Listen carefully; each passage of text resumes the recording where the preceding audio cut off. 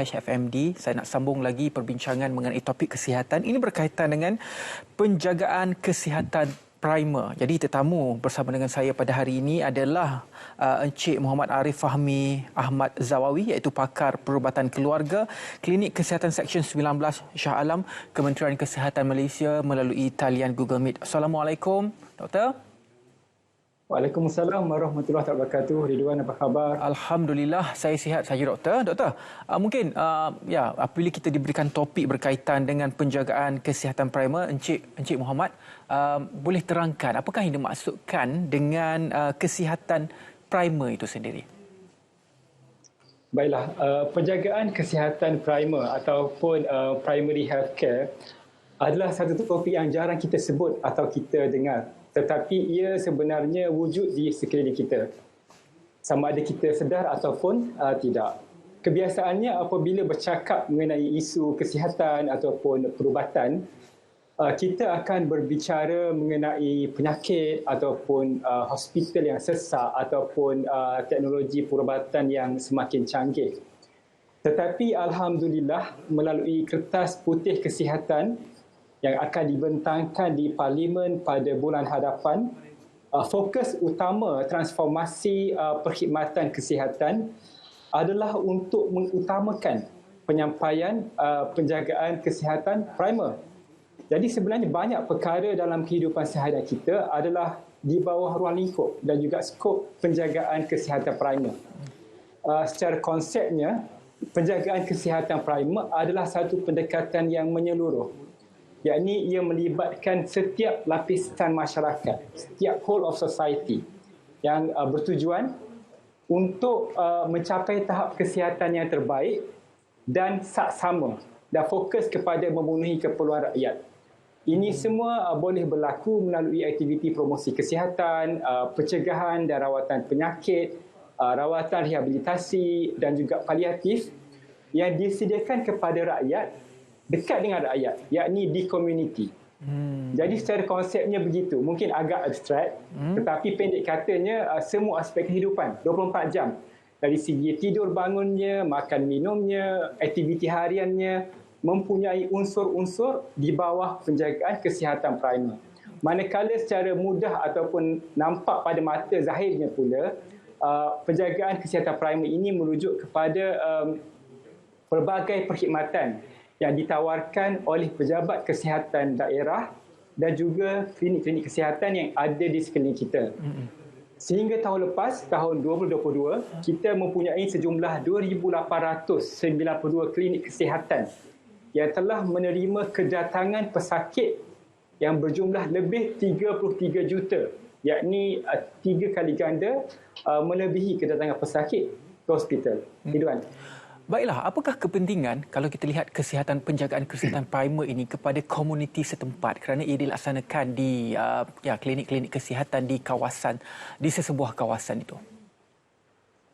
Di klinik kesihatan, kita mempunyai pakar perubatan keluarga, pegawai perubatan, pegawai farmasi, pegawai dietetik, pegawai zat makanan, pegawai kaunseling, jurupulih fizioterapi, jurupulih anggota, serta kaki tangan sokongan yang lain yang bekerja sebagai satu kumpulan bagi tujuan mencegah dan juga merawat penyakit secara menyeluruh. Secara kebetulan juga, tahun lepas merupakan sambutan Jubli Perak bagi perkhidmatan pakar perubatan keluarga di Malaysia. Maka kami menyambut baik dasar Kertas Putih Kesihatan untuk mengutamakan penjagaan kesihatan primer bagi 15 tahun yang akan datang. Jadi, bagaimana kepentingan penjagaan kesihatan primer ini boleh dilihat dari banyak perspektif sebenarnya. Antara yang paling utama adalah kepentingan penjagaan kesihatan primer kerana ia bersifat mencegah. Kita ada primary prevention, secondary prevention and tertiary prevention.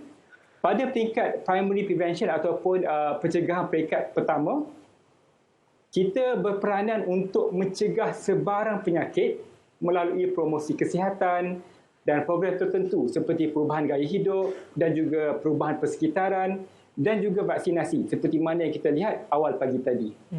Pada peringkat seterusnya, kita ada secondary prevention ataupun pencegahan peringkat yang kedua.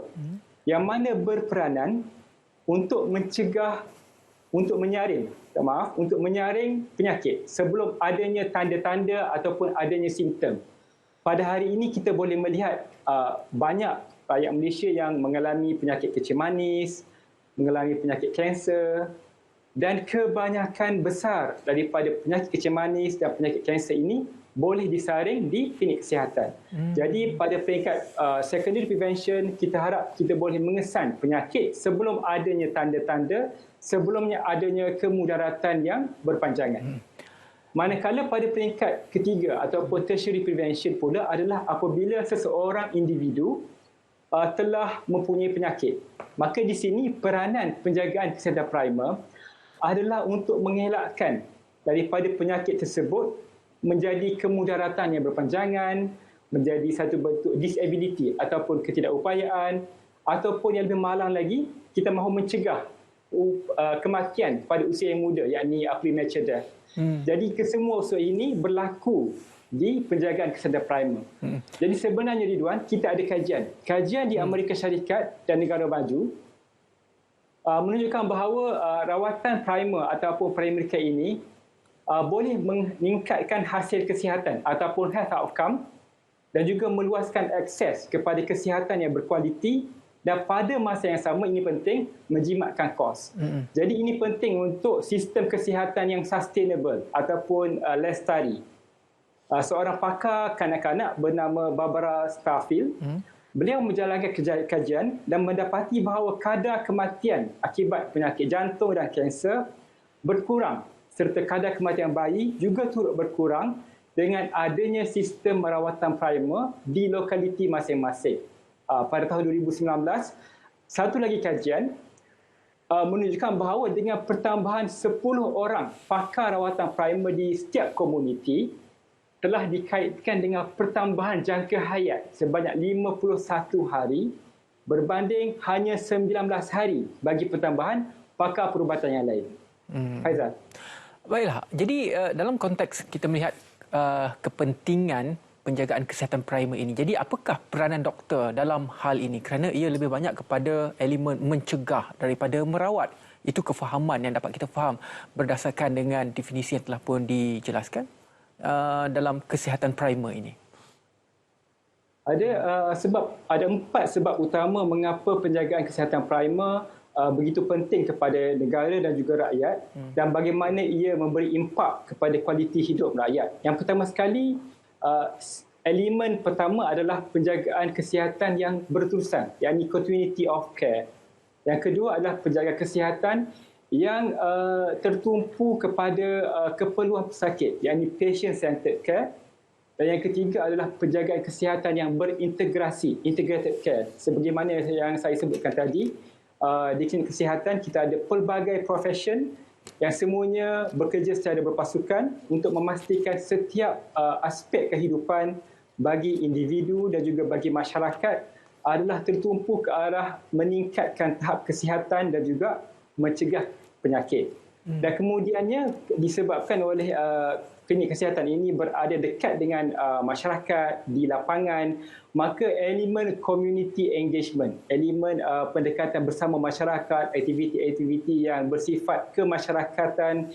Jadi ini semua menjadikan penjagaan kesihatan primer itu sangat penting, dan juga ia menjimatkan kos kesihatan, pada masa yang sama memastikan tahap kesihatan masyarakat pada tahap yang paling tinggi.